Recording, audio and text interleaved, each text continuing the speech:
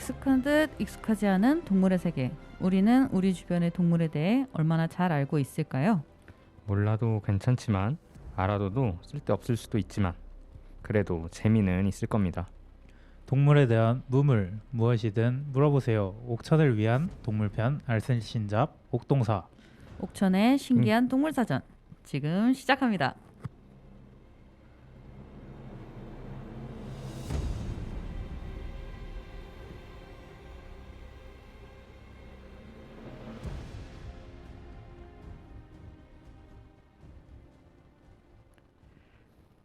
네, 마지막까지 변칙 대본으로 한 번씩 변주를 주는 옥동사입니다.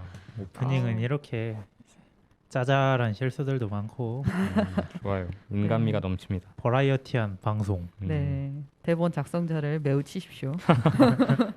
네, 옥천의 신기한 동물 옥동사 8번째 시간입니다. 많이 쌓였어요. 어느새. 벌써 8번이에요. 그러네요. 진짜 순식간이에요. 네, 저희도 방송 실력이 꽤 늘었어요. 오, 그렇게 생각하십니까 스스로? 전 그렇다고 생각합니다. 저도 그렇습니다. 이게 바로 짬바인가. 아니 처음에 저희 1화, 2화 이쯤 들어보세요. 맞아요. 그때 되게 거의- 어색어색. 맞아요. 국어책 로봇 뚝뚝뚝뚝뚝뚝 난리도 아니에요. 예, 네. 솔직히 맞아요. 이제 무대본도 솔직히 삽 가능한. 조용히 어. 하시고요. 오. 네. 대단한 자신감. 말도 안 되는 좋습니다. 소리 하고 있어요. 율 씨에게 아주. 지금 저의 대본 작성 능력에 대해서 뭐라 하고 싶은 거를 이런 아. 식으로 돌려 말하시는 건가요? 아니죠. 저희가 이제 그만큼 기술이 많이 늘었다. 맞다. 많이 숙련된 아하. 라디오 진행자. 네. 도발적인 이야기 잘 들었지만 안 됩니다. 무대본은 없습니다. 네, 어쨌든 8번째 시간 시작하기 전에 그래도 저희 근황 토크 간단하게 한번 하고 갈까요? 어떻게 지난 한 주 어떻게 보내셨나요, 두 분? 저는 되게 바쁘게 보냈습니다. 뭐 항상 늘 바쁜 것 같은데 뭐 이것저것 하다 보니 바쁘고 또 지난주 이제 제가 이 계약 기간이 7월 초가 끝이어가지고 또 마무리할 때가 되니까 이런저런 생각이 많이 들더라고요. 지난 3개월 동안 약간 소회 같은 것도 좀 곱씹으면서 그렇게 소회를 생각하는 시간을 가졌습니다. 네. 벌써 떠날 준비를 하는 세 분. 미리미리 준비해야죠 또. 그렇죠. 시간이 참 빨라요. 3개월이 굉장히 긴 시간 같았는데 이렇게 그니까요. 벌써 맞아요. 이렇게 시간이 다 갔다는 게 신기합니다. 네. 그러니까요. 영서 씨는 한 주 어떠셨어요? 네, 저도 제가 저번 주에 또 연차를 써가지고 목요일, 금요일, 토요일, 일요일 이렇게 냅다 쉬고 왔는데 저번 주에 연차 생긴 김에 서울 해화 놀러 오. 가가지고 연극도 보고 맛있는 거 먹고 또 다음 날에 오이도 가서 조개구이도 먹고 했었는데 또 이러고 월요일에 출근하니까 진짜 월요병을 이번에 처음 느낀 것 같아요. 오전 내내 막 졸려가지고 힘들고 그랬는데 그래도 나름 재밌게 한 주 보내고 있는 것 같고 또 세훈 씨가 말씀하신 것처럼 저도 그렇게 옥천에 있게 될 날들이 그렇게 많지는 않은 것 같은데 그래도 재밌으면서 옥동사 이거 또 매주 우리가 기다리는 시간이죠. 정말요? 나만 그런가? 그렇습니다. 나름 뿌듯한 이야기인데요. 기다리셨다니. 네, 그럼요. 전 기분이 좋습니다. 자, 율 씨는 뭐 하고 지내셨어요? 네. 저도 일단 일하면서 보낸 시간이 아무래도 제일 많고 주말에는 서울 본가를 한번 다녀왔습니다. 가서 제 친구 하나가 외국 나간다 그래가지고 친구를 좀 보고 왔어요. 오랜만에 친구를 보고 오니까 친구 만난 건 너무 좋았는데 서울이 사람이 너무 많아서 그러니까요. 옥천에서 지내다 보면 네, 적응이 안 느껴져요. 되더라고요. 맞아요. 아니 그리고 저도 서울 갔다 왔잖아요. 서울 갔을 때 장마철이니까 네. 비가 계속 오는데 비가 맞아요. 와도 사람들은 잘 다니더라고요. 맞아요. 비 와가지고 저 그냥 서울 가지 말까 이 생각하다가 조금 그치는 것 같아서 갔는데 또 가니까 또 비가 후두둑 떨어지더라고요. 근데 제가 피자 먹으러 갔는데 피자집에 이제 사람들 막 웨이팅도 있고 꽉 차 있고 확실히 서울은 다른 것 같아요. 맞아요. 참, 옥천에 있다가 서울을 가면 참 저는 평생 서울에 살았는데도 불구하고 왜 이렇게 적응이 안 될까요? 참 신기한 것 같습니다. 사람이라는 게. 또 적응 안 되는 것 중에 옥천은 걸어서 웬만한 게 다 가능하잖아요. 맞아요. 근데 버스 타고 기차 타고 지하철 타고 이게 생각보다 적응이 잘 안 되더라고요. 맞아요. 너무 힘들지 않아요? 맞아요. 저는 이제 대전하고 옥천 왔다 갔다 하는 그 30분 607번 그 아. 버스 타는 것도 이제 힘들어가지고 맞아요. 아, 길어요. 진짜 맞아요. 저희가 옥며든 것 같네요. 아 맞습니다. 옥천 그렇습니다. 어느새 참. 이렇게 적응이 돼버렸네요. 매력적인 도시예요. 맞습니다. 네, 그러면 이제 근황 토크는 이 정도로 마무리하고 저희 본격적인 코너 앞서서 한번 노래 한 곡 먼저 듣고 오겠습니다. 여름 분위기 물씬 나는 노래 하나 듣고 올게요. 쿨의 원 서머 드라이브 듣고 돌아오도록 하겠습니다.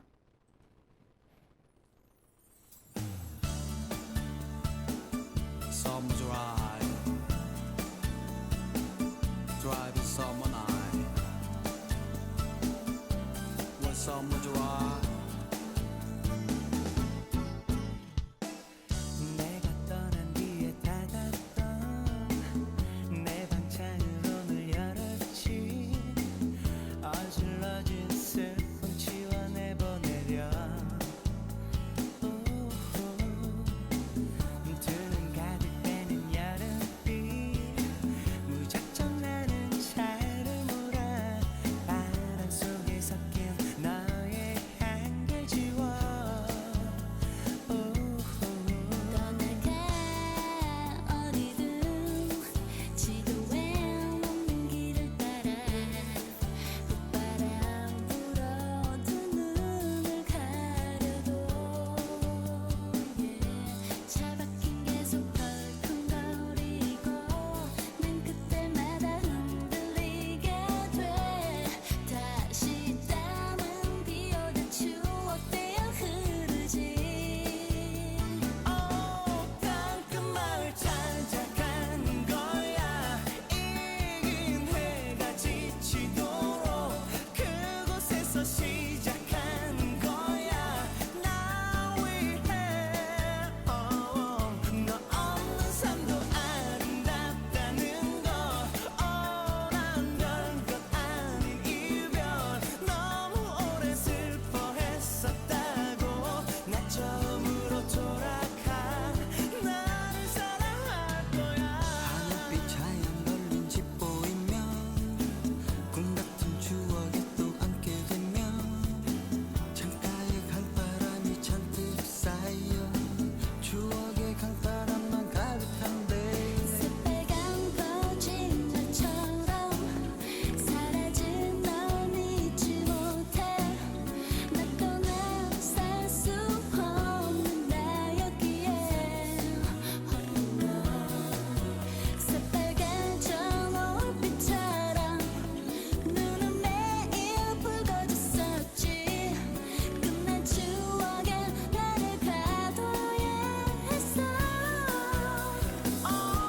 세상 끝에 서면 노래할래.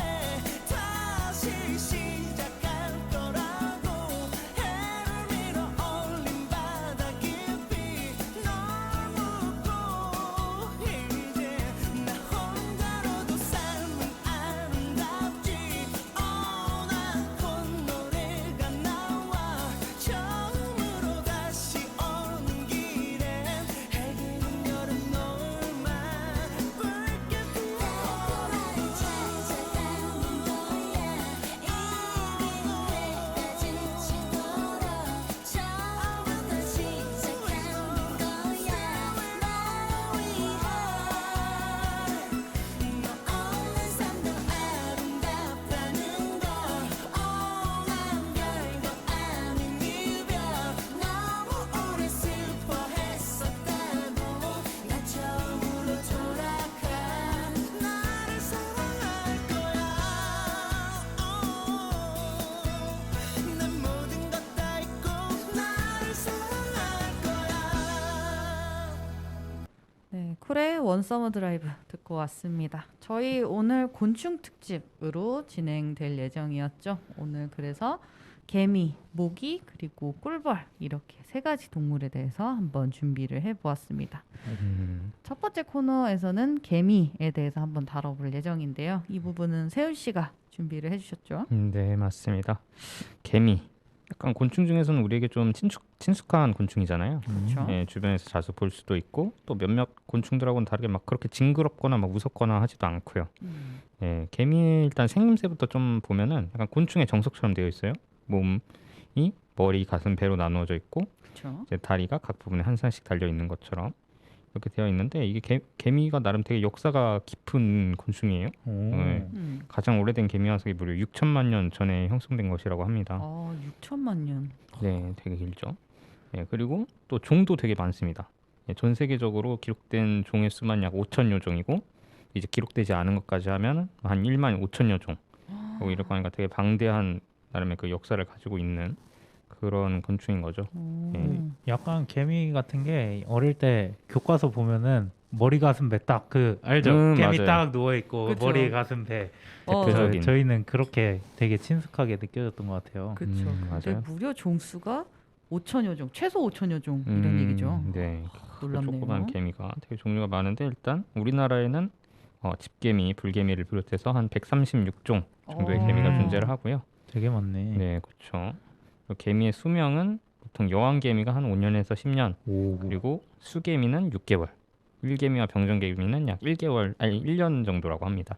차이가 좀 많이 나네요, 수명이. 네, 그렇죠. 아무래도 여왕개미는 이제 역할이 좀 막중하니까 그 집단에서. 네.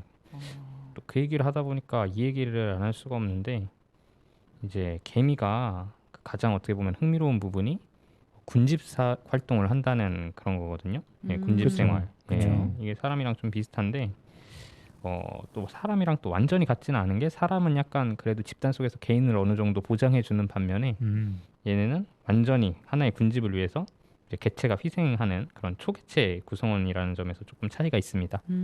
약간 개미 떼라 해야 되나? 개미 군집을 생각하면은 이제 저는 약간 만화에서 개미도 많이 다뤄지잖아요. 그 옛날에 어릴 때 개미라는 애니메이션이 있었던 것 같은데 그거 보면은 막 여왕개미가 약간 오더 내리고 약간 개미가 페로몬이었나 뭐 그런 걸로 막 네. 맞아요. 막 일개미들 하면 쭉 막 하면서 막 뭐 그 모기 가지러 가고 약간 그런 거 보면서 이거는 진짜 어린 아이들도 개미들이 이렇게 생활하고 그런다는 거를 많이 알고 있는 것 같아요. 그런 네, 부분에서. 맞습니다. 네. 예, 뭐 아무튼 그래서 일단 좀 그런 사회성이 되게 뚜렷한 그 특징인 개미 두 종류를 한번 소개시켜 드릴까 합니다. 예, 첫 번째는 아프리카 군대개미라는 학명을 가진 개미인데요. 오, 무서운 이름이네요. 그렇죠. 그러게요. 군대개미. 일단은 이 종은 협동성과 집단성 면에서 거의 개미종 중에 최고 수준이라고 합니다. 오. 예, 이름에서 알 수 있듯이 진짜 군대가 행진하는 모습으로 이렇게 이동을 하거든요. 굉장히 좀 이렇게 근엄하고 좀 이렇게 각 잡힌 모습으로 행진을 하나요? 그렇죠. 좀 무섭다고 합니다. 그걸 보면은 이렇게 수백만 마리가 이렇게 어떻게 보면 거대한 그물망처럼 무리로 오. 움직이고 그 무리 길이가 거의 막 70여 미터에 이르기도 한다고 하거든요. 70m요. 네, 엄청 길죠. 예, 근데 더 좀 놀라운 것은 이 집단에 어떤 하나의 지도자가 존재하지 않는다는 건데요. 예, 그냥 수백만 개체가 그냥 뭉친 덩어리처럼 그냥 하나의 생명처럼 어떻게 보면 기능을 한다고 볼 수 있겠죠. 저는 군대개미라 해서 막 대대장, 연대장, 중대장 약간 이렇게 좀 나눠져 있을 줄 알았는데 그냥 하나의 완전 군대네요. 그쵸. 하나의 소대? 네, 맞습니다. 뭐 명령 체계 같은 거는 사실 없죠. 군대처럼 그런 건 없고, 근데 이렇게 검붉은 파도처럼 움직이는 이 무리는 한 시속 20m 정도 속도로 움직이는데요. 이 구간에 뭐 말벌이나 뭐 좀 개미보다 좀 더 강하게다고 알려진 뭐 타란툴라 거미 같은 그런 곤충을 집어삼키면서 다 포식 활동을 한다고 합니다. 예, 또 어디에서 보면은 비단뱀을까지도 먹어치웠다라는 그런 뉴스도 있긴 한데 뭐 일반적인 경우는 아닌 것 같고 되게 좀 드문 경우인 것 같습니다. 예, 지금까지 말씀드린 거는 이제 약간 그 곤충 연구 분야에 되게 거장으로 알려진 베레트 휠도 블러와 에드월드 윌슨이 함께 저술한 초유기체라는 책에서 좀 출처를 따온 것임을 밝혀드립니다. 되게 자세한 정보들을 가져오셨네요. 네. 그렇습니다.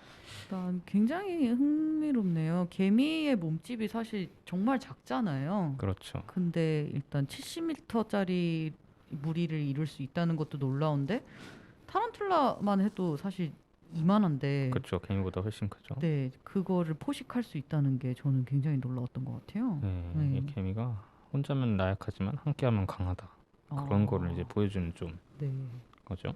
또 이 아프리카 군대개미 말고도 또 하나의 개미 또 그런 협력을 잘하는 종이 있는데요. 바로 입군개미라고 하는 종입니다. 네. 얘네들은 아까처럼 그렇게 뭐 살벌하게 하진 않고 농장을 경영할 수 있는 그런 능력을 지닌 개미예요.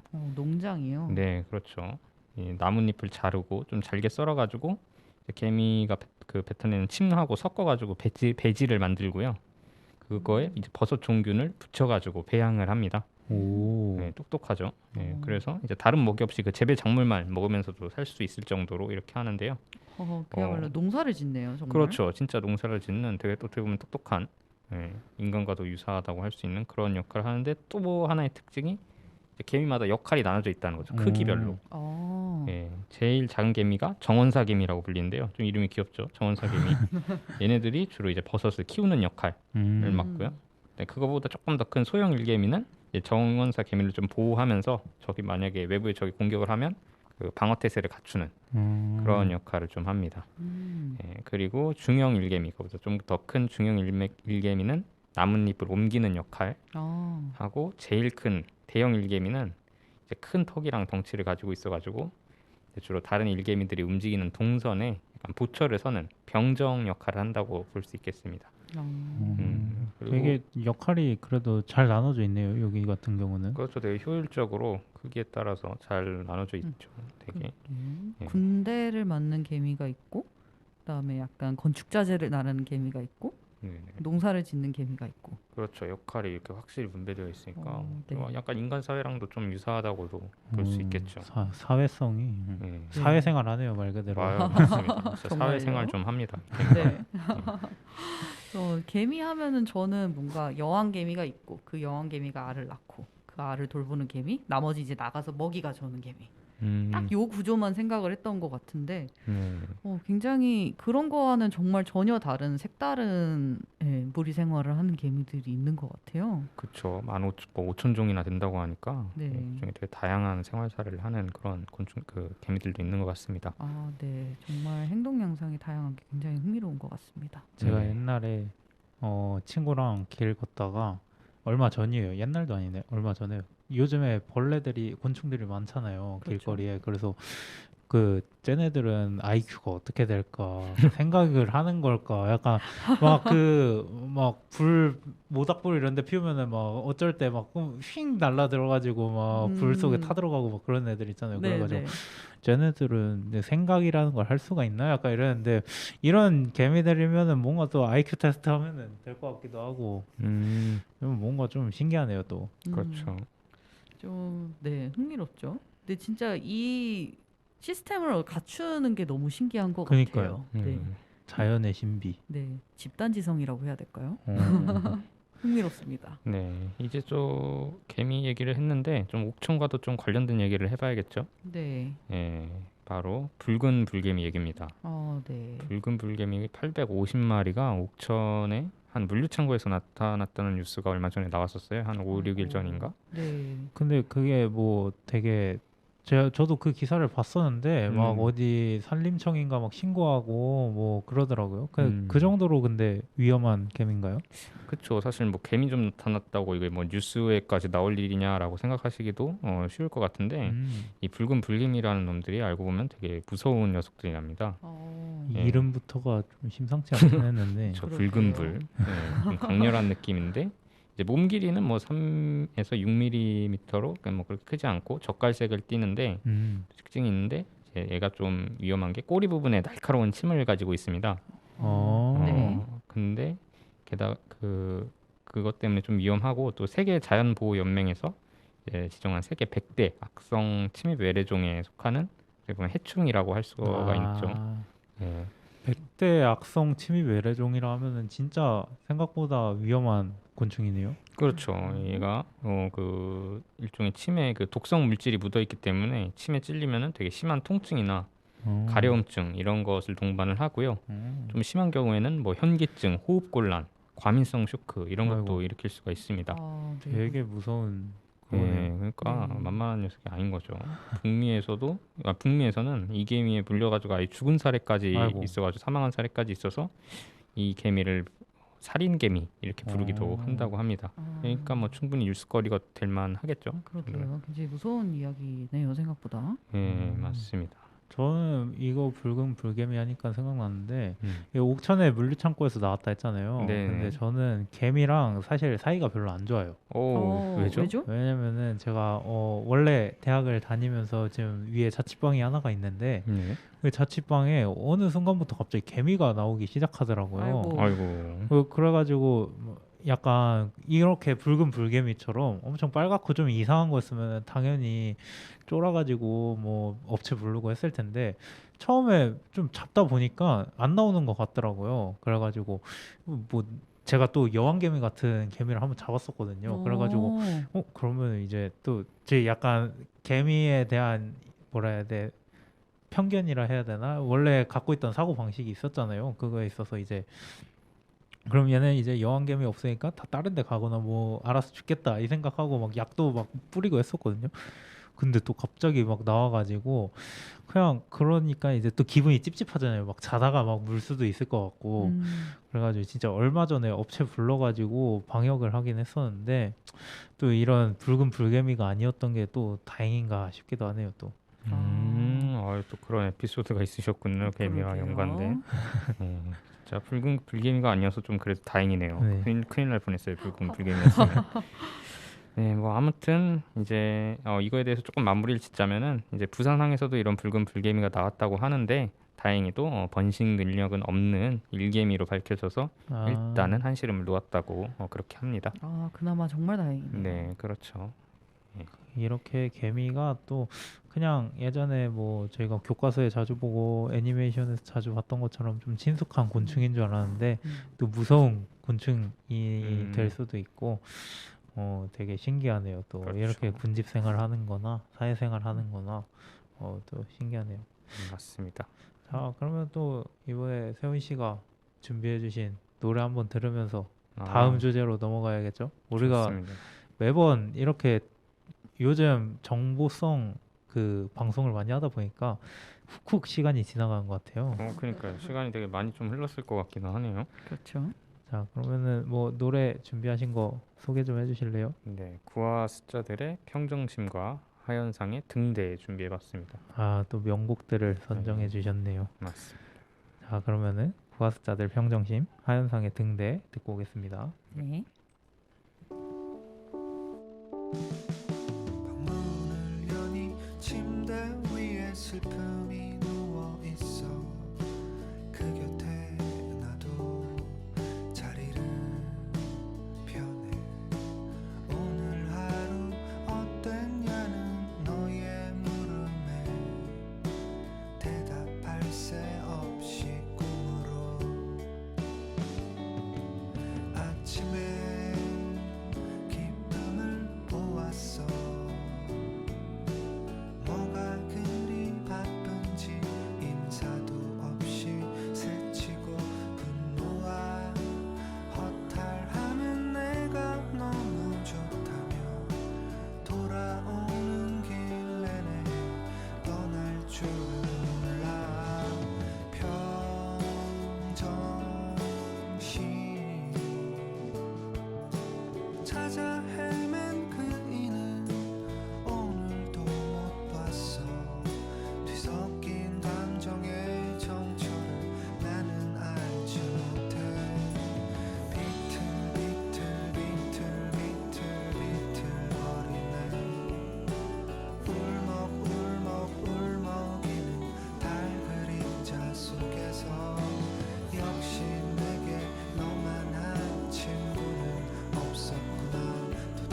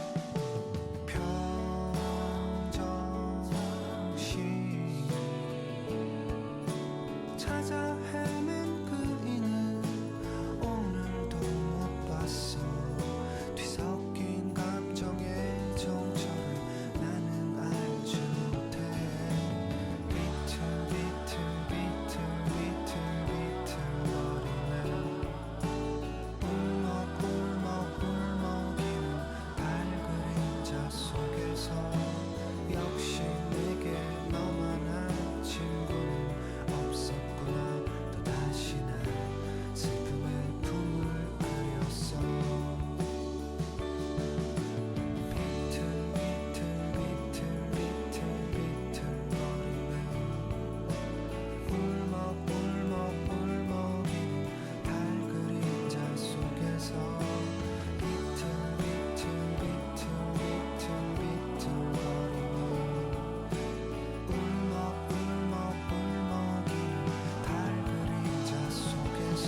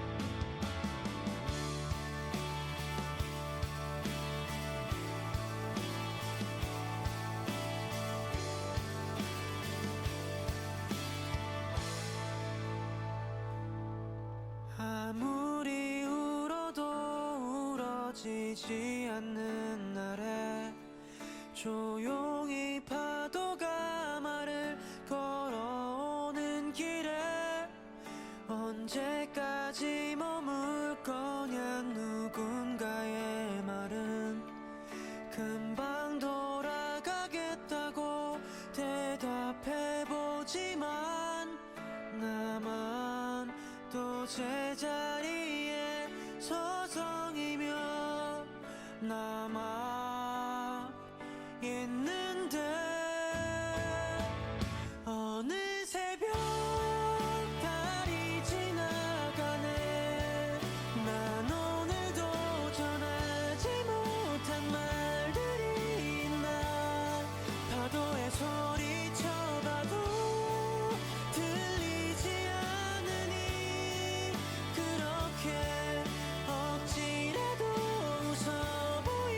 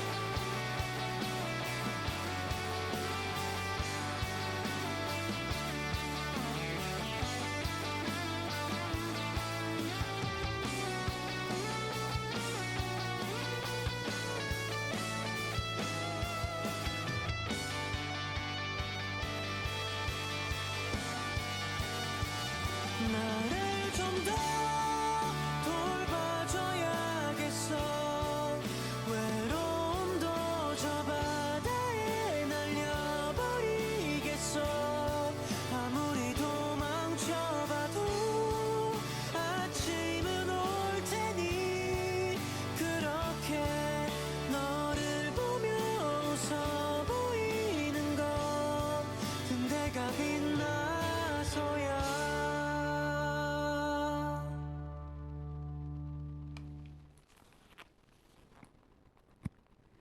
네, 노래 두 곡 듣고 왔습니다. 네, 코너 2에서는 저희가 모기에 대해서 이야기를 한번 해볼 건데요. 아, 모기. 끔찍합니다. 제가 할 말이 참 많아요. 이 곤충에 대해서. 왜냐하면은 제가 별명이 하나 있어요. 친구들 사이에서. 뭐예요? 와이파이라는 별명이 있거든요. 아, 오. 와이파이요? 네. 무슨 별명이죠, 그게? 뜻이? 모기들이 저한테 달라붙거든요. 아, 진짜요? 아, 그 율씨가 거의 그냥 공육이네요, 공육이. 그렇죠. 완전 핫스팟 그 자체. 아이고. 유독 저만 그렇게 사랑을 하더라고요. 모기들이. 모기들한테 인기가 그러면은 많다. 제가 네. 모기를 준비해 왔는데 네. 왜 율씨한테 자주 모기가 가는지 제가 또 준비를 해왔거든요. 아, 그 이유를 오. 오늘 알 수 있나요, 제가? 그럼요. 아, 좋은 거로 도움이 얻어가시네. 될지는 모르겠는데 아, 이제 20년 넘는 동안에 저의 의문에 대해서 오늘 영서 씨가 답을 해주신다고 합니다. 아, 네, 빨리 한번 들려주시죠. 네, 일단 모기가 누구를 잘 무는가 보다 모기가 왜 사람을 무는가가 먼저 얘기를 해봐야겠죠. 네. 자, 그럼 모기는 보통 물이나 빗물이 고인 습지 이런 데 많이 번식을 하고 있어요. 거기에 이제 모기들이 알을 낳아가지고 이제 막 모기도 유충이 있고 이게 또 성충이 돼가지고 이제 그 성충들이 저희를 무는 건데 네. 주로 모기는 이제 보편적으로 피를 빨아서 그 사람 먹는 곤충이라고 알려져 있는데 피만을 주식으로 하는 게 아니라 나비나 벌처럼 꽃의 꿀이나 수액을 주식으로 삼는 곤충이에요. 아, 굉장히 의외의 사실이네요. 네, 그래서 이제 그러면은 모든 모기가 사람을 무냐? 이것도 아니에요. 착한 모기도 있나 보네요. 그 착한 모기가 아니라 모기는 이제 산란기 때 암컷이 이제 알을 품잖아요. 네. 이 알을 품은 암컷들이 이제 알에다가 그 단백질을 공급하려고 산란기의 암컷 모기들이 저희 사람들을 무는 거예요. 그래가지고 이제 모기가 사람들을 물면서 단백질도 보충을 하고 그게 알에게까지 전달이 되고 이제 그러면서 피부에 입을 찌르잖아요. 침을 찌를 때 이제 혈액의 응고를 방지하기 위해서 저희는 피 나면은 사람은 피가 나면 응고가 되면서 원래 굳잖아요. 그렇죠. 그 지혈이 자동으로 되니까. 근데 이제 그거 응고가 되면은 이제 모기가 피를 빨다가 뭐 빠져나가지도 못하고 이제 침이 꽂혀버리니까 그 응고를 방지하기 위해서 히루딘이라는 타액을 주입해요. 근데 이 타액이 이제 사람들로부터 가려움을 느끼게 하는 거죠. 아, 그렇군요. 네. 저도 어제 잠깐 밖에 바람 좀 쐬러 나갔다가 모기에 물렸는데 딱 모기가 물고 있을 때 딱 잡았는데 피가 딱 나오더라고요. 그래가지고 아이고. 아 물렸구나. 네. 히루딘이 투입되었겠구나. 그 지금 가렵네. 약간 네. 이렇게 생각을 했었어요. 아, 굉장히 과학적으로 생각을 하셨네요. 어제 또 마침 모기에 대해서 조사를 하다 보니까 좋습니다. 그렇게 생각이 됐네요. 네. 자, 그러면 이제 모기에게 잘 물리는 사람들에 아, 대해서 네. 얘기를 해볼 건데 중요합니다. 빨리 얘기해 주세요. 임성률 같은 사람들은 어떤 사람들이냐? 상처받아. 네. 자, 이제 네. 사람들이 그래서 예전부터 많은 과학자들이 모기가 좋아하는 피가 있을 거라 생각을 하고 연구를 많이 진행했다고 해요. 그래서 혈액형 종류에 따라 그런가? 아니면 유전적 요인, 콜레스테롤처럼 어떤 원인들이 있는가 다양한 원인들을 검증하기 위해서 전 세계적으로 많은 연구가 진행이 되었다고 해요. 그 결과 모기는 일단 열이 많거나 땀이 많이 나는 것처럼 신진대사가 활발한 사람을 주로 무는 것으로 알려졌습니다. 제가 땀이 많아요. 율씨, 땀이 많다. 이거군요. 땀이 많이 나서 이제 신진대사가 활발하니까 그런 건데 이게 왜 그러면 땀이 많은 사람한테 왜 끌리냐면은 모기가 이제 머리에 촉수가 달려 있어요. 네. 촉수가 달려 있는데 이게 이제 또 이산화탄소의 농도를 감지한다고 해요. 그래서 이제 그걸로 공격 목표를 정하거나 땀이나 분비물에 섞인 암모니아, 아미노산처럼 그런 냄새를 좋아해가지고 이제 10m 이상의 장거리에서는 온도 변화에 민감해서 열을 감지할 수 있다고 해요. 그러니까 이 촉수로 감지를 해가지고 이제 율씨같이 땀이 많이 나면은 보통 체온도 올라가고 신진대사가 활발하니까 그런 사람들을 잘 감지한다는 거죠, 촉수로. 아, 그렇군요. 그래서 이런 이유로 신진대사가 활발한 사람들이 그렇지 않은 사람보다 무기에 물릴 가능성이 더 높게 연구가 된 거죠. 그래서 이제 신진대사가 활발하면 호흡량도 많아지고 이산화탄소 배출량도 늘어나게 돼서 모기의 표적이 되는 이유입니다. 그래서 이런 비슷한 이유로 이제 어린이들보다 어른을 더 잘 물고 특히 임산부를 주로 공격한다고 해요. 그렇군요. 아, 네, 그래서 이렇게 또 뭐 후천적으로 사람의 뭐 행태나 뭐 그 신체 리듬에 따라서 물리냐의 그것 이유 말고도 타고난 유전적 요인에도 관련이 높다는 연구도 있어요. 이게 미국 플로리다 대학에서 연구를 해봤는데 모기에 잘 물리는 체질은 피부에 스테로이드와 콜레스테롤이 많은 사람인 것으로 나타났다고 해요. 그래가지고 애초에 태어날 때 피부에 스테로이드랑 콜레스테롤이 많은 상태로 태어나면은 이런 사람들은 모기에 더 잘 물릴 수 있다는 거죠. 이런 체질이 유전적 요인으로 5%가 차지한다고 해요. 정말 운이 없는 거네요, 한마디로. 네, 한마디로 85%에 들어가서 이제 모기에 잘 물릴 수밖에 없는 불운의 아이콘. 태어날 때부터 모기와 친해질 수밖에 없는 사람이 된 거죠. 역시 세상은 참 불공평하네요. 어떻게 보면 땀이 많은 것도 사실 그냥 운이 없는 건데 그쵸. 체질이었거든요. 그쵸. 네. 그것도 체질이고. 그렇죠. 제 땀구멍을 제가 뭐 지질 수 있는 것도 아니고. 아유, 이런 이유들로 네. 모기에 잘 물린다고 합니다. 그렇군요. 더러운 세상이군요. 그럼 저는 그냥 이렇게 속수무책으로 물리고 살아야 되는 걸까요? 자, 그래서 이제 모기를 퇴치할 방법에 대해서 이제 좀 얘기를 해보려고 하는데 네. 일단 모기가 어둡고 습하고 따뜻한 곳을 좋아한다고 하니까 이제 지금 장마철이죠. 장마철이 딱 모기가 엄청 좋아할 시기예요. 그렇죠.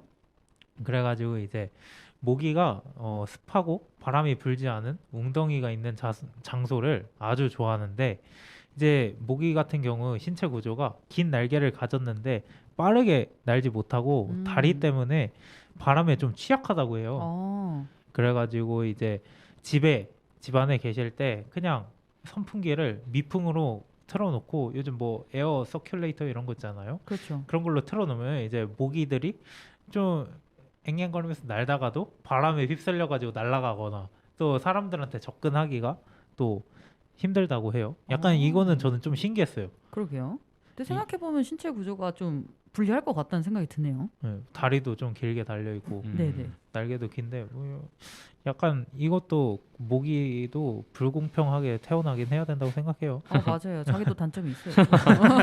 그럼요. 자, 그리고 이제 또 모기들이 이제 습지나 습한 데에다가 알을 낳는다고 했잖아요. 이제 모기가 주로 사람을 물 때 산란기에 모기들이 많으니까 이제 집 안에 고여 있는 물이나 습기를 제거하는 것도 하나의 방법이 된다고 해요. 네. 그래서 이제 뭐 보통 싱크대 이런 데 설거지하고 물기가 많거나 그러잖아요. 그럴 때 그렇죠.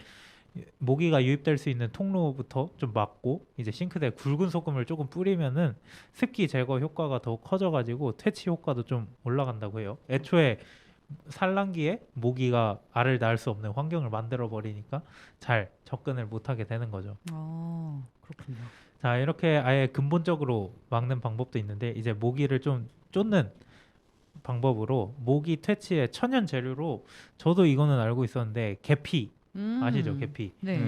계피를 이제 좀 많이들 알고 계시는데 이제 계피 가루를 좀 뿌려 놓거나 그러시는 분들이 원래는 좀 많았다고 해요. 근데 그것보다 이제 계피 조각 있잖아요. 그게 나무니까 네. 조각을 좀 내 가지고 적당한 크기로 잘라서 창틀이나 현관 출구 등에 이제 모기가 좀 들어올 만한 곳에 두면은 모기 퇴치 효과를 볼 수 있다고 합니다. 계피. 그렇군요. 네, 그리고 아까 말했던 것처럼 신진대사가 활발한 분들, 땀이 많이 나시는 분들에게 좀 이거는 너무 당연한 얘기 같은데 더운 여름철에 자주 씻으면서 청결을 유지하라고 하네요. 그냥 자주 씻는 게 또 답이 될 수도 있나 봐요. 네, 그렇군요. 그리고 또 이게 살충제 저희 흔히들 많이 뿌리잖아요. 스프레이로 된 거. 그런 거가 일단은 직방이라고는 합니다. 그렇게 해서 아예 그냥 말살시키는 거죠. 그리고 또 새로운 것도 있는데 이게 모기한테 적용이 될 줄은 몰랐는데 짙은 향수나 뭐 향이 강한 화장품이나 바디워시, 로션 같은 거가 이게 또 모기를 끌어당긴다고 해요. 의외의 사실이네요, 이건. 네, 그래가지고 이제 그런 부분에서 향이 좀 덜한 제품을 사용하거나 향수를 조금 이럴 때 장마철에 조금 줄여보면은 모기를 피할 수 있는 방법이 될 것 같기도 합니다. 이렇게 좀 얘기를 해봤는데 율씨 어떻게 좀 모기 천적 이겨낼 수 있을 것 같아요? 일단 계피를 사야겠다는 생각은 좀 드네요. 계피를 먼저 사고 네. 일단 제습에도 신경을 좀 써야겠다 이런 생각이 들고 자주 씻는다 이건 정말 도움이 안 되는 얘기예요. 이미 자주 네, 네, 약간 샤워실에서 안 나오는 수는 없어서 제가 맨날 샤워를 할 수는 없으니까. 네, 땀은 샤워실을 벗어나는 순간부터 납니다. 그건 어쩔 수 없어요. 네, 선풍기 잘 틀고 계피 조각으로 좀 울타리를 만들어야겠죠. 네, 한번 음. 방어막을 한번 쳐보도록 해보겠습니다. 자, 이런 방법들로 또 이번 여름철 청취자분들도 모기로부터 우리 소중한 피를 잘 보호해냈으면 좋겠습니다. 네. 자, 우리가 또 모기, 개미 이렇게 얘기를 해봤는데 저는 모기가 아주 여름철만 되면은 흔히 무조건 등장하는 천적이다 보니까 청취자분들이 좀 주의 깊게 들었으면 좋겠는데 모르겠네요. 근데 꽤 유용한 정보들이 네, 많이 유익했습니다, 있었습니다. 되게. 네, 네네네. 슉슉 지나갔는데 네. 자, 그럼 다음으로 멜로망스의 우리가 모기한테 당하지 않는 좋은 날을 생각하며 뭘까요? 멜로망스의 좋은 날 듣고 오겠습니다. 네. 네.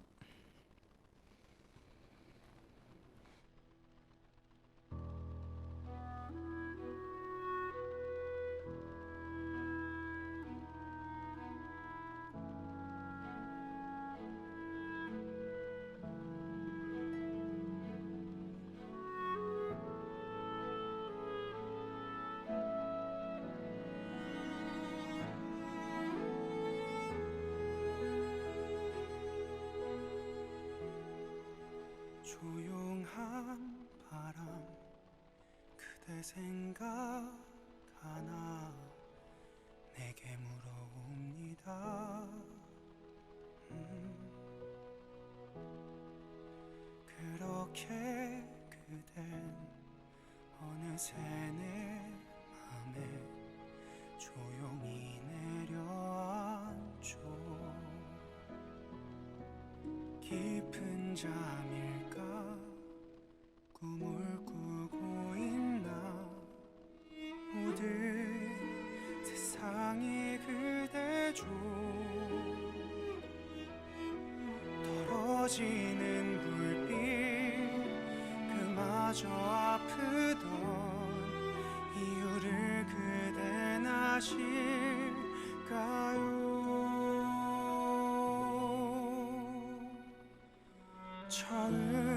처음이었다 이렇게 좋은 날 그댈 눈에 담을 수 있어 좋은 날 날아들었다 눈부시게 그대 내 가슴에 내 마음에 꽃피는 날처럼 피어났다.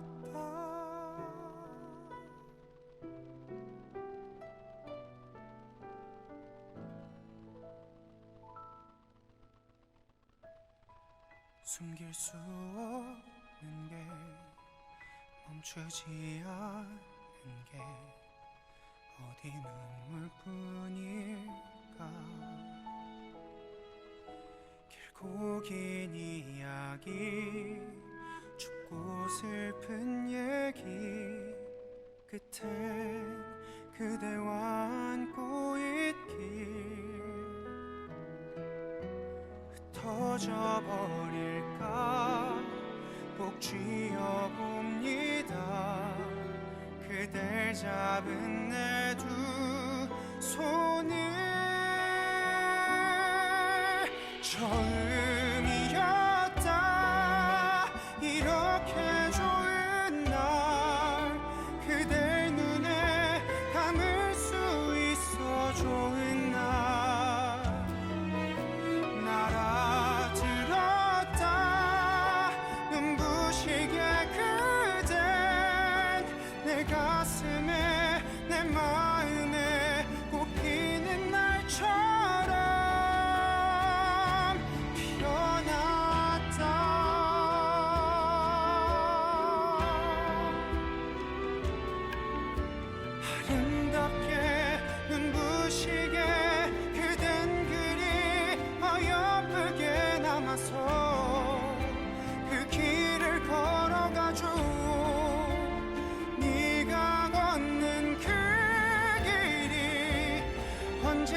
환하게 피어나길 이곳에서 늘 바라봅니다.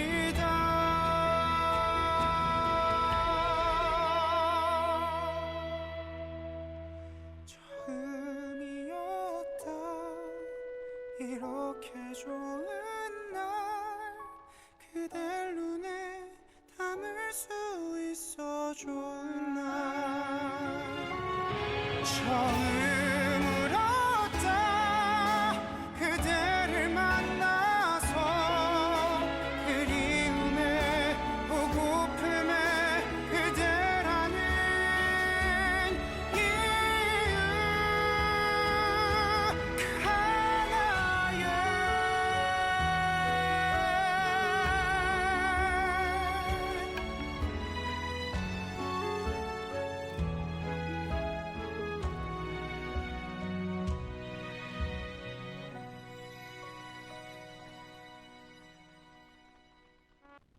네, 멜로망스의 좋은 날 듣고 왔습니다. 네, 노래가 정말 좋았는데 이제 마지막 코너 율 씨가 준비해 주신 꿀벌에 대한 코너죠. 네, 어떻게 얘기 준비해 주셨나요? 네, 벌에 대해서 한번 준비를 해보았는데요. 이게 생태계에서 워낙 중요한 곤충이다 보니까 제가 한번 준비를 해보았습니다.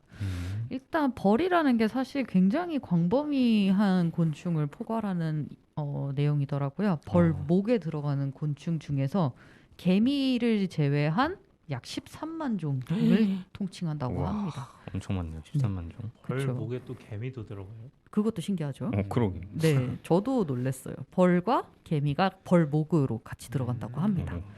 이게 같은 목으로 묶이는데 이유가 있는데 벌 역시 대표적인 사회성 곤충이라서 그렇습니다. 그렇군요. 벌도 집을 짓고 적게는 수십 마리에서 많게는 수천 수만 마리가 아. 모여 사는 점이 특징이죠. 그러네요. 그러네요. 네, 그렇고 개미와 진짜. 굉장히 유사하죠. 그렇겠다.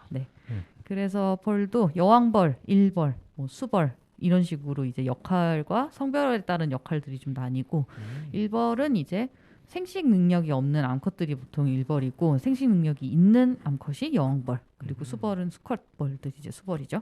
이렇게 이제 그 역할과 성행을 기준으로 이제 역할이 조금씩 나뉘게 되고요. 그래서 일벌들은 여왕벌이 낳은 알에서 부화한 애벌레들을 먹이고 집을 지키는 역할을 보통 수행을 합니다. 이것도 개미의 사회와 약간 어느 정도 좀 닮은 모습이라고 할 수 있을 것 같아요. 그리고 역시 개미와 비슷하게 초계치 구성원이라서 좀 집을 지키거나 무리를 위해서 죽음을 두려워하지 않고 목숨을 던진다는 점도 특징이라고 할 수 있을 것 같습니다. 그래서 사람이 벌이 근처에 있으면 사실 저희가 벌을 좀 무서워하잖아요. 맞아요. 네, 그 영선 씨는 사무실에서 많이 봤는데 제가 자료 조사를 하면서 몇 번이나 이렇게 펄쩍펄쩍 뛰었거든요. 사진이 이렇게 툭툭 튀어나올 때마다 너무 힘들더라고요. 저는 약간 뭐 벌한테 물릴까봐 쏘일까봐 네. 무서운데 네. 율 씨는 그냥 쳐다보지도 못하더라고요. 네, 사실 제가 그 동물권 활동가라는 이력에 부끄럽게 곤충을 좀 무서워하거든요. 싫어하는 건 아니에요. 근데 무서워요. 아 근데 곤충 뭐 네. 좋아하는 사람이 그렇게 많은가요? 그렇게 일단 그렇죠. 보통 조금 무서워하고 징그러워하고 그쵸, 그런 그쵸. 인식을 갖고 있으니까. 네, 그래서 맞습니다. 영선 씨가 처음에는 좀 불쌍해하다가 나중에는 이겨내, 견뎌내, 막 이러더라고요. 강하게. 옥동사를 진행하는 자 그 무게를 견뎌라. 네. 네. 어쨌든 방송을 준비했습니다. 네. 그래서 어쨌든 사람도 벌이 근처에 있을 때 저처럼 이렇게 두려우면 쉽게 소리를 지르거나 행동이 좀 커질 수 있는데 이게 오히려 공격 신호로 읽히게 되면은 벌이 침을 쏘면서 공격을 할 수 있으니까 최대한 적대적인 행동을 취하지 말고 조용히 자리를 비키는 게 안전을 확보하는 길이라고 합니다. 네. 그렇군요. 벌 같은 경우에는 사람에게 있어서 농경에서 굉장히 중요한 역할을 수행한다고 해요. 또 도움이 되는군요. 이렇게. 그럼요. 네. 사람이 재배하는 농작물의 30% 그리고 하우스에서 재배하는 농작물의 경우에는 70%가 수분 과정을 꿀벌에게 의지를 한다고 합니다. 네. 옮겨주는 거 말하는 거죠? 그렇죠. 그래서 꿀벌이 없으면은 농작물 재배가 사실상 잘 안 된다고 해요. 그래서 인류의 식량 문제에서 꿀벌이 너무 중대한 위치를 차지하고 있는 생물이다 이렇게 볼 수 있습니다.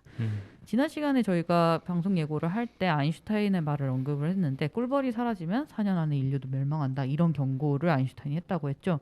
이게 허언이 아닌 이유가 이런 근거에서 찾을 수 있다고 볼 수 있겠습니다. 그렇겠네요. 네. 근데 요즘 또 꿀벌이 많이 없어졌다는 그런 뉴스도 많이 보이던데 그렇죠. 그러면 이게 좀 문제가 심각한 거 아닌가요? 그렇죠. 네, 이것 때문에 저희가 아무래도 오늘 주제에 꿀벌을 좀 넣은 건데요. 지금 최근에 나온 뉴스를 좀 종합을 하면은 양봉농가에서의 꿀벌 수는 보통 집계하는 단위가 통이라는 단위로 집계가 됩니다. 이게 그 양봉 통을 진짜 말하는 거거든요. 아, 그 약간 박스 같이 만든. 네, 그렇습니다. 네, 그 통에 뭐 적게는 수천 마리, 최대 5만 마리까지 들어간다고 합니다. 근데 이게 일일이 벌을 셀 수가 없으니까 통으로 그냥 숫자를 세는데 이 통수가 작년에는 270만 통이었다고 해요. 총 집계된 게. 근데 올해는 216만 통에 그쳤다고 합니다. 아이고 많이 줄었네요. 그렇죠. 1년 만에 전체 꿀벌 수의 한 20% 정도가 지금 사라진 상황입니다. 그 왜 가만히 있던 꿀벌들이 사라진 거죠? 그- 누가 납치한 것도 아닐 텐데. 그렇죠. 갑작스럽게 너무 급격하게 좀 줄었죠. 네. 전문가들은 지금 이 원인으로 기후 위기를 지목하고 있는 상황입니다. 기후 위기 때문에 겨울에 평균 기온이 올라가면서 꽃이 피는 시기가 너무 빨리 앞당겨졌고, 그래서 개화 기간이, 꽃이 피어 있는 기간이 너무 짧아짐에 따라서 꿀벌이 꿀을 채취할 수 있는 시간이 너무 많이 부족해졌다고 합니다. 네, 이게 꿀벌이 영양분을 충분히 섭취하지 못하는 결과로 이어졌고, 영양이 부족해진 꿀벌들이 병충해에 굉장히 약해지는 결과로 이어졌다고 해요. 그래서 결국 우리나라의 국내 꿀벌들에게 굉장히 치명적인 병충해들이 그런 병충해들의 꿀벌들이 좀 노출이 되는 상황이 이어졌다고 합니다. 그래서 아이고. 대표적인 거 두 개를 들자면 꿀벌 응애. 응애. 네. 이름이 귀엽죠. 그러네요. 네, 하지만 증상은 전혀 귀엽지 않습니다. 어떻게 되나요? 네, 꿀벌응애 같은 경우에는 이게 꿀벌 유충에 기생을 해서 영양분을 빼앗고 바이러스를 감염시키는 굉장히 치명적인 진드기입니다.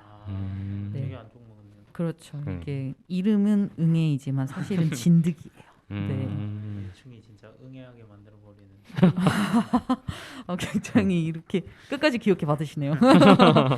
네, 어쨌든 이게 유충을 죽이기 때문에 정말 어린 생명을 잘라버려서 꿀벌의 숫자 자체를 그냥 줄일 수밖에 없는 네, 굉장히 치명적인 진드기라고 할 수 있습니다. 아이고.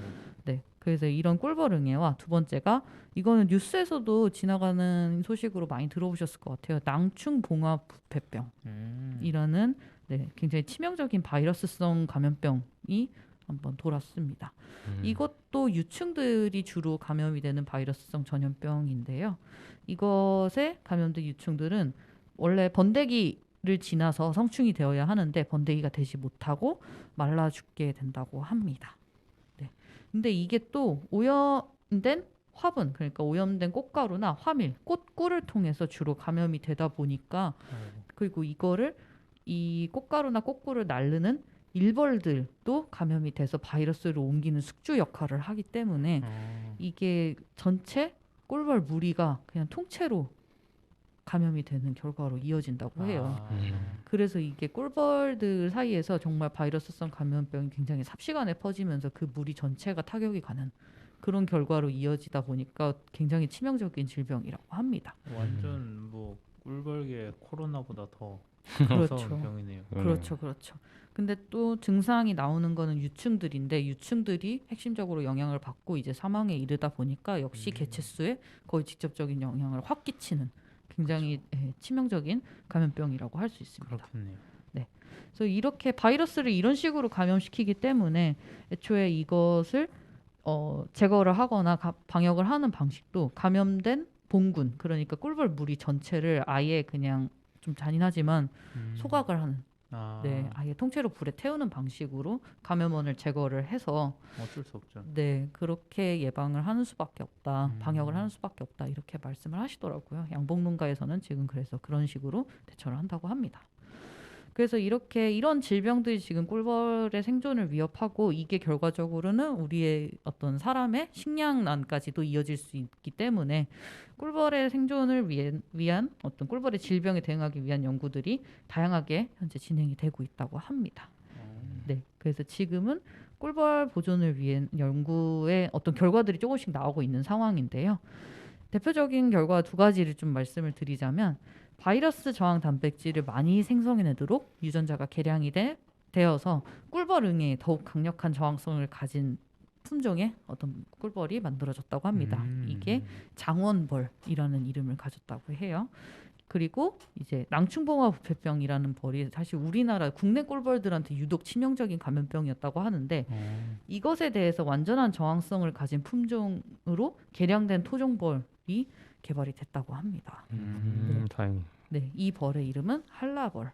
한라벌. 네, 그래서 이렇게 장원벌과 한라벌이라는 품종을 만들어서 이걸로 이제 우리나라의 꿀벌들의 어떤 질병에 대한 좀 저항성을 길러주고 있다. 이런 식으로 연구가 진행이 되고 있다고 합니다. 그래도 뭐 이렇게 조금 긍정적인 연구 결과가 나와서 다행인 것 같네요. 그렇죠. 그렇습니다. 어느 정도 대응이 좀 돼서 그나마 희망이 그래도 조금은 있는 상황이라고 할 수 있을 것 같아요.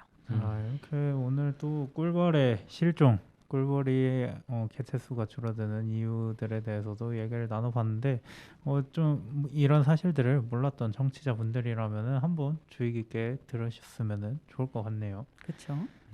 또 이렇게 오늘 하루 방송도 아주 유익하게 휘몰아친 것 같은데 맞습니다. 어떠셨나요? 아, 곤충 특집 자료 조사는 솔직히 좀 험난했는데 사실 곤충 특집 처음 준비할 때 애초에 곤충의 종류를 정한 것도 제가 자료 조사를 할 수 없으면 탈락이었습니다. 그래서 뭐 종류는 많이 나왔잖아요. 네. 돈벌레도 있었고 바퀴벌레도 있었고 다 제가 다 잘랐어요. 음. 자료 조사를 하다가 제가 죽는 수가 있다고 기절하는 수가 있다고 해가지고 제가 다 잘랐는데 그래도 오늘 개미, 모기, 꿀벌 이야기로 꽤 유익하게 잘 채워진 것 같아서 저는 좀 뿌듯한 마음이 듭니다. 저도 되게 좋았습니다. 여러 지식을 알 수 있어가지고. 네, 영선 씨도 어떻게 간단한 소감? 뭐 재밌고 뭐 모기에 대해서도 연구는 아니지만 조사하면서 재밌었던 것 같습니다. 또 유익한 것도 많았고 근데 저희가 또 약간 슬픈 소식이 있다면서요. 그렇죠. 오늘 또 조금은 아쉬운 소식을 하나 전해드리게 되었습니다. 저희랑 8번의 방송을 함께 동고동락했던 우리 세훈 씨가 오늘 방송을 마지막으로 청취자 여러분께 인사를 드리게 되었습니다. 그렇습니다. 아쉽습니다. 정말. 지금 800 동안 이것저것 정말 배운 것도 많고 또 대화 나누면서 되게 즐거웠는데 이게 또 마지막을 하니까 진짜 아쉽고 이렇게 8회 동안 진행한 경험 또 오랫동안 잊지 않고 간직하도록 하겠습니다. 두 분 함께 해주셔서 정말 감사합니다. 네, 고맙습니다. 저도 세훈 씨랑 같이 방송할 수 있어서 정말 즐겁고 네, 네. 재밌게 방송 잘 진행해서 늘 고맙다는 말씀 드리겠습니다. 네, 감사합니다. 저도 함께해서 좋았습니다. 훈훈합니다. 감동스. 네, 너무 좋습니다. 자, 그럼 우리가 또 다음 주에도 방송이 계획되어 있는데 일단 율 씨와 저의 티키타카로 한번 다음 방송도 준비 잘 해보도록 하겠습니다. 좋습니다. 자, 그럼 청취자분들 다음 주 이 시간에 만날까요? 안녕. 안녕. 세훈 씨 안녕. 또 안녕. 네. 안녕. 엉엉.